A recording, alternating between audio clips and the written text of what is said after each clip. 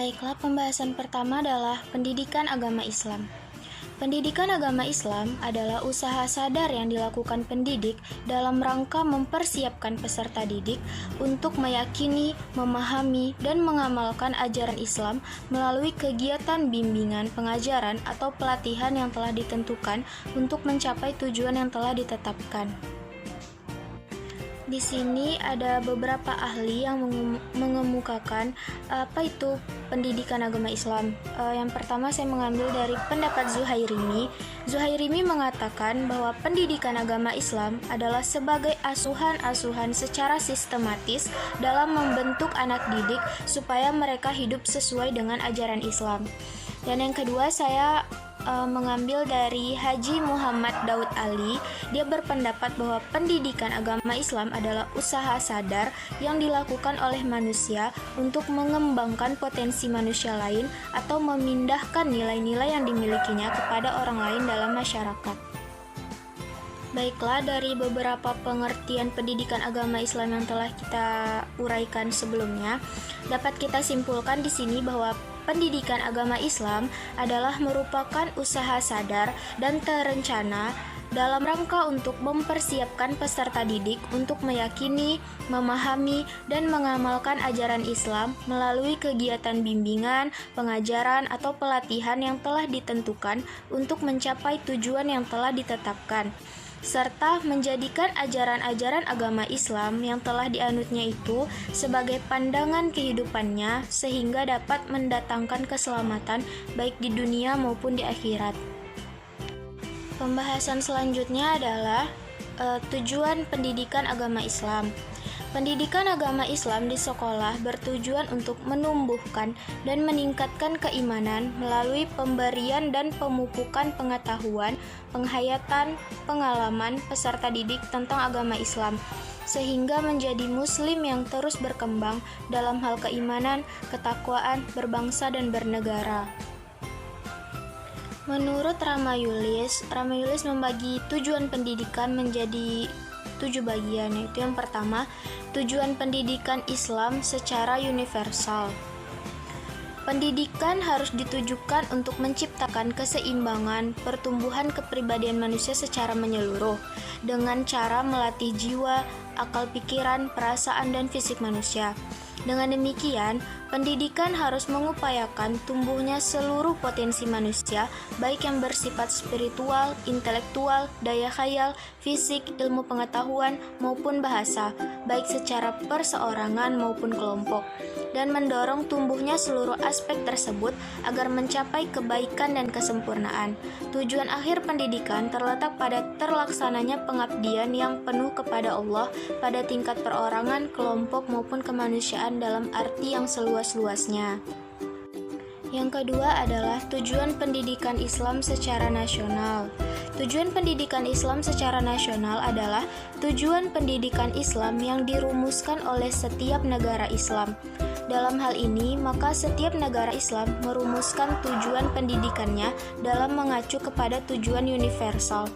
Tujuan pendidikan Islam secara nasional di Indonesia secara eksplisit belum dirumuskan, karena Indonesia bukanlah negara Islam.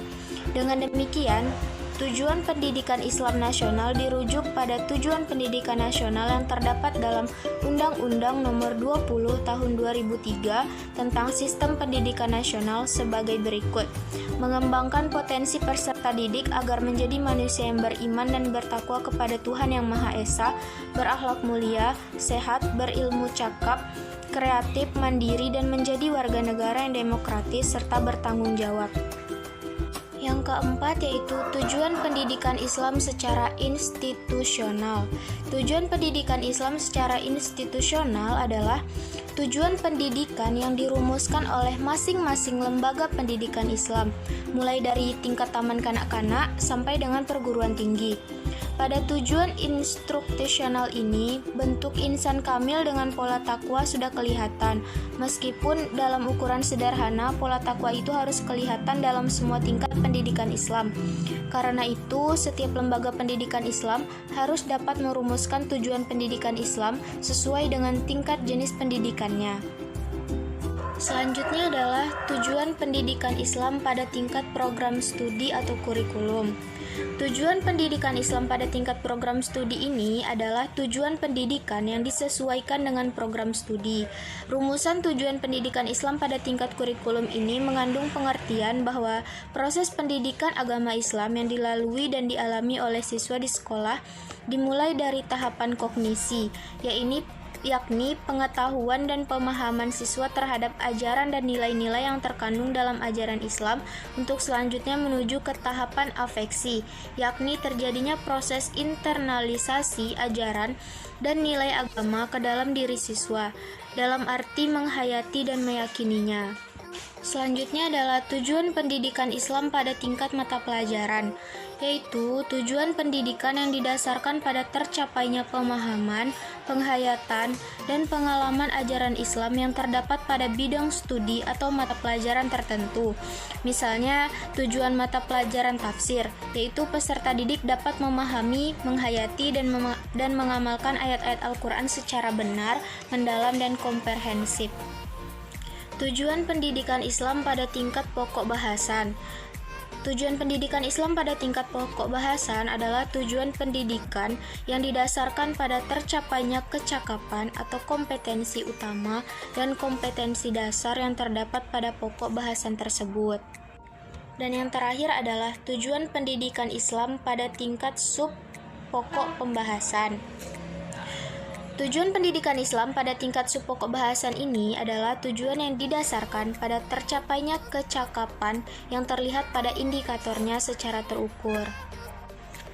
Baiklah, berdasarkan dari penjelasan sebelumnya, dapat kita simpulkan bahwa pendidikan agama Islam bertujuan untuk menumbuhkan dan meningkatkan keimanan melalui pemberian dan pemupukan pengetahuan, pemahaman, penghayatan, dan pengalaman peserta didik tentang agama Islam, sehingga menjadi manusia muslim yang beriman dan bertakwa kepada Allah Subhanahu wa taala serta berakhlak mulia dalam kehidupan pribadi, bermasyarakat, berbangsa, dan bernegara.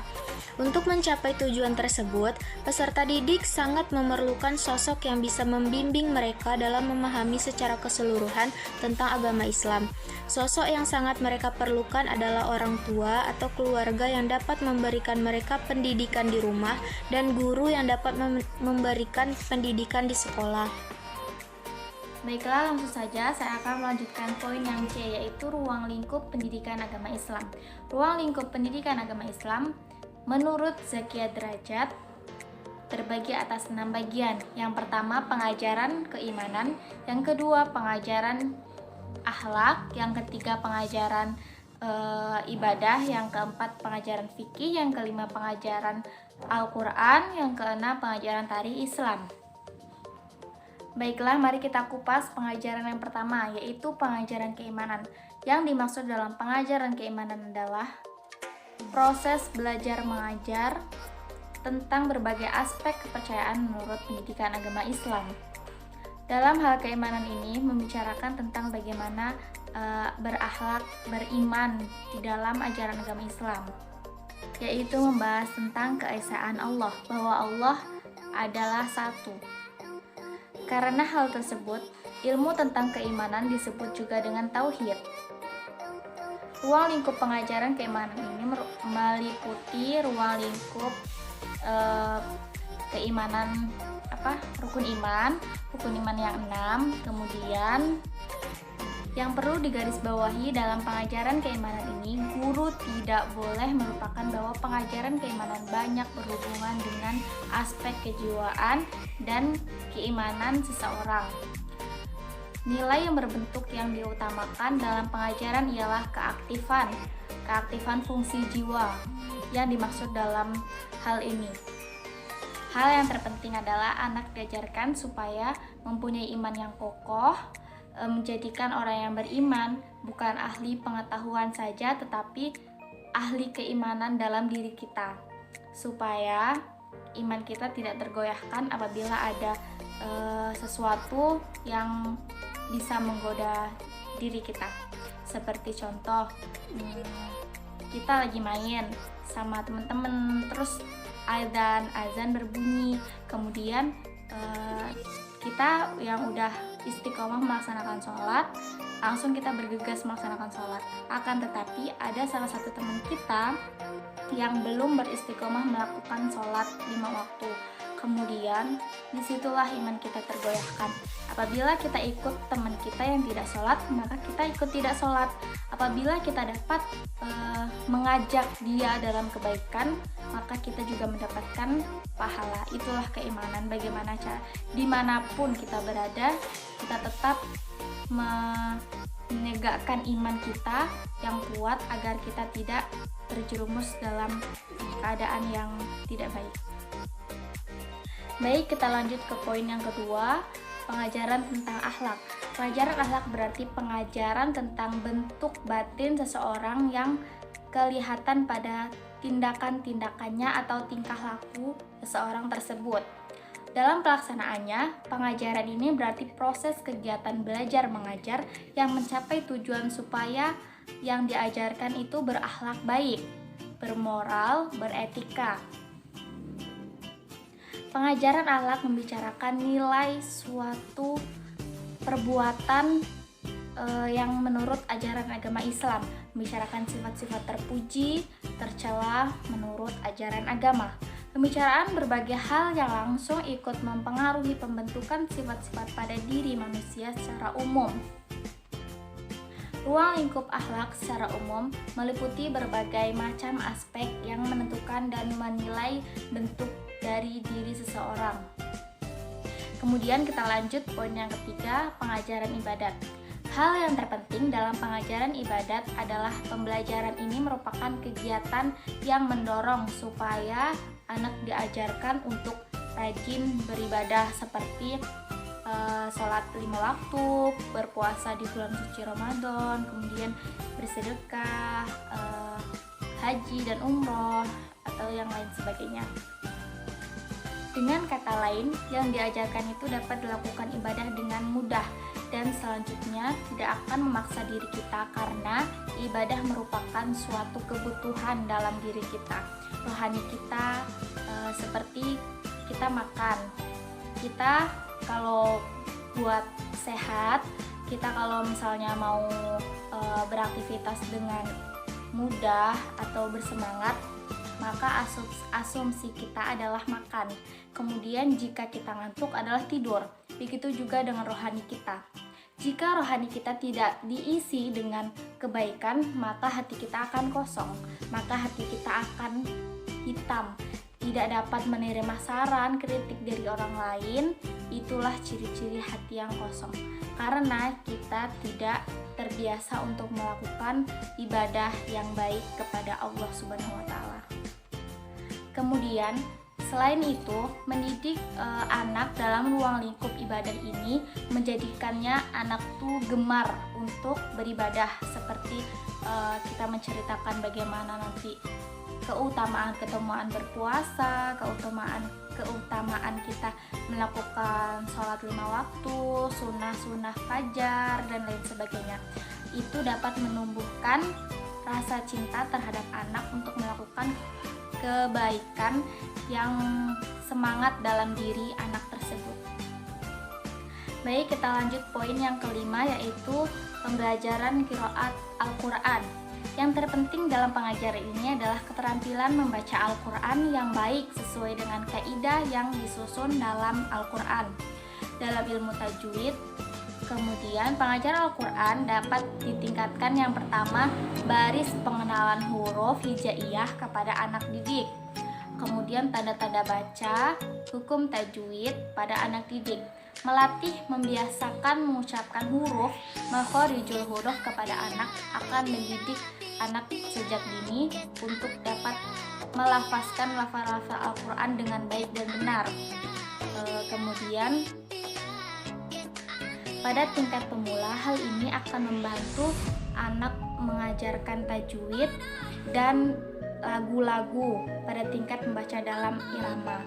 Itu akan menumbuhkan rasa semangat kepada anak untuk selalu ingin belajar mencapai tujuan supaya pandai membaca Al-Quran.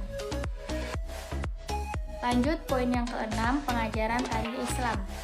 Pengajaran tali Islam adalah pengajaran sejarah masa lalu yang bagaimana perkembangannya Islam di Indonesia, bagaimana asal mulanya Nabi Muhammad mendapatkan wahyu, dan lain sebagainya. Tujuan pembelajaran agama Islam ini dalam tarikh Islam adalah untuk mengetahui bagaimana pertumbuhan dan perkembangan umat Islam.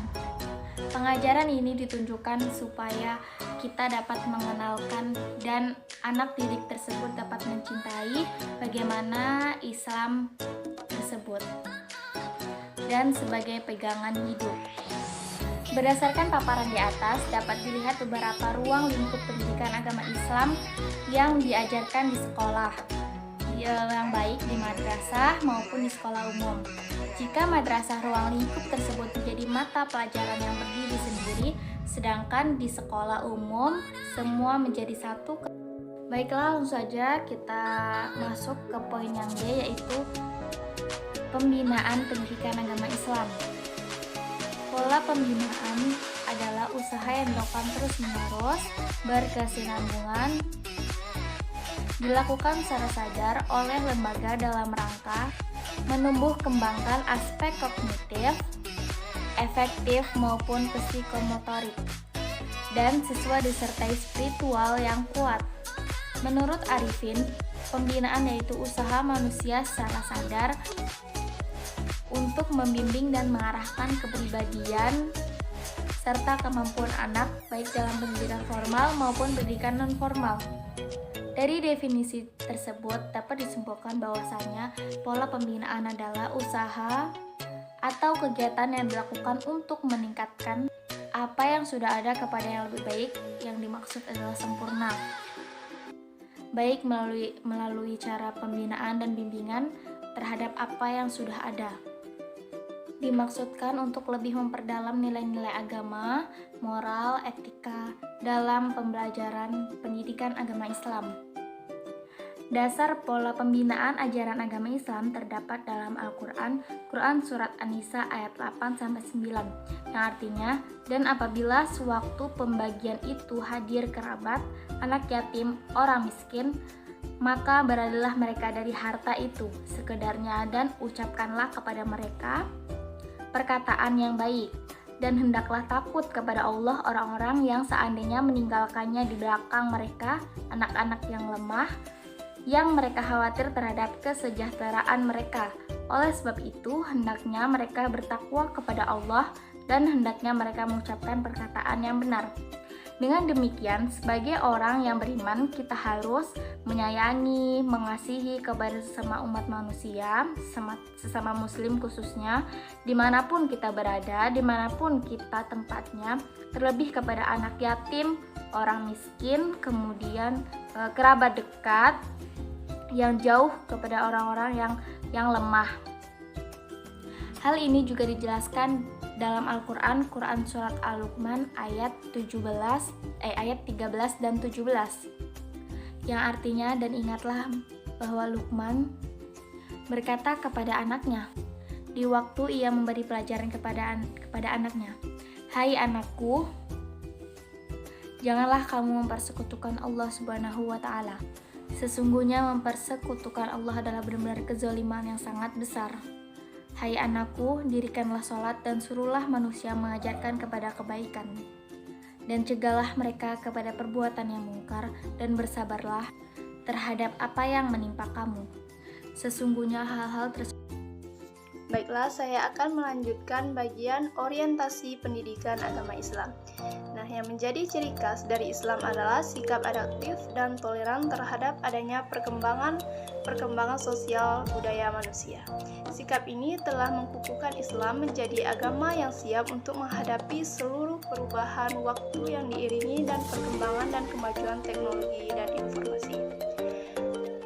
Namun, sikap adaptif dan toleran ini sering sekali disebutkan dengan universalisme Islam. Seringkali menjadi pertanyaan mendasar bagi Islam itu sendiri. Lebih khususnya kepada pendidikan agama Islam, yaitu pertanyaan tentang benarkah Islam memiliki konsep tersendiri tentang pendidikan agama Islam itu sendiri.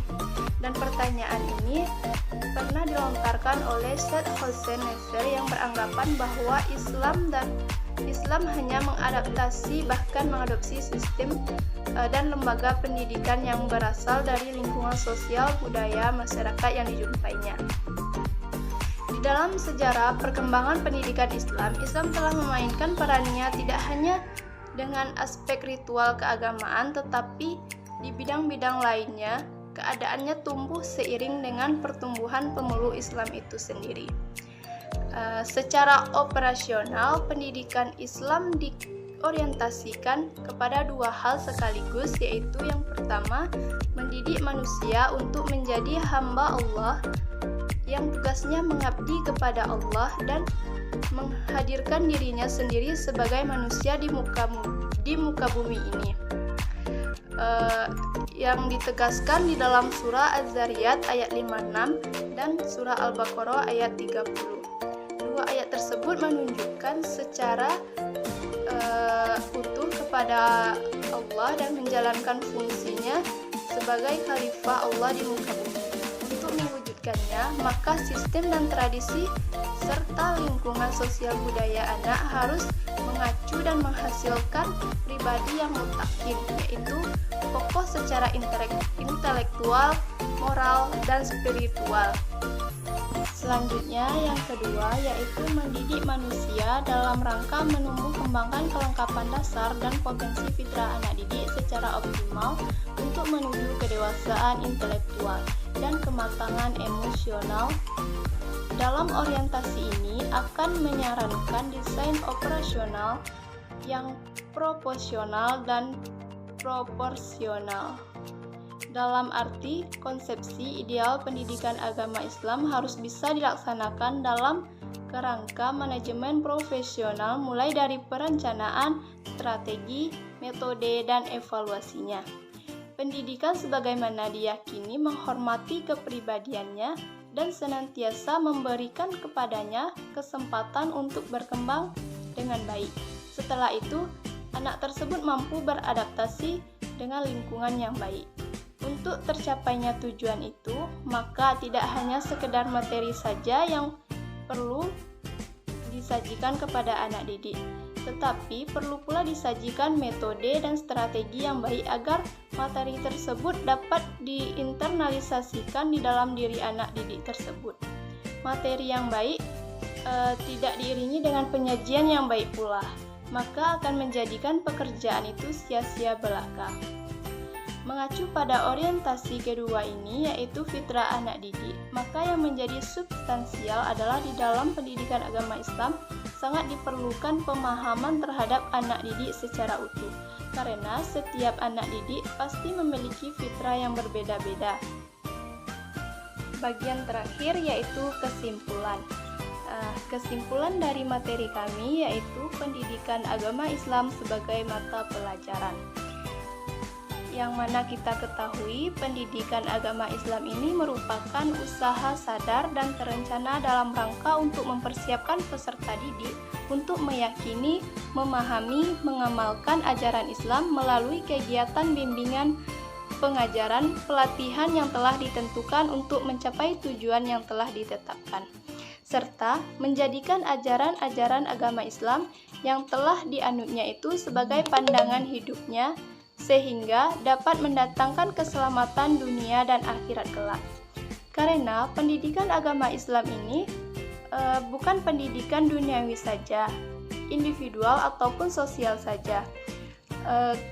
Namun keseimbangan antara semua itu merupakan pendidikan tingkah laku praktis, tidak cukup dengan kata-kata tetapi memperhatikan aspek perbuatan. Dalam perspektif pendidikan agama Islam, sholat merupakan sarana untuk membentuk kepribadian yang utama yang mampu mengamalkan ajaran Islam dalam kehidupan sehari-hari sesuai dengan moral dan ukuran Islam. Untuk memenuhi harapan tersebut, pendidikan harus dimulai dari sedini mungkin agar dapat meresap di hati dan sanubari anak atau murid tersebut, sehingga ia mampu menghayati, memahami, dan mengamalkan ajaran Islam dengan tertib dan benar dalam kehidupan sehari-hari. Baiklah, hanya sekian presentasi dari kami. Akhir kata, wassalamualaikum warahmatullahi wabarakatuh.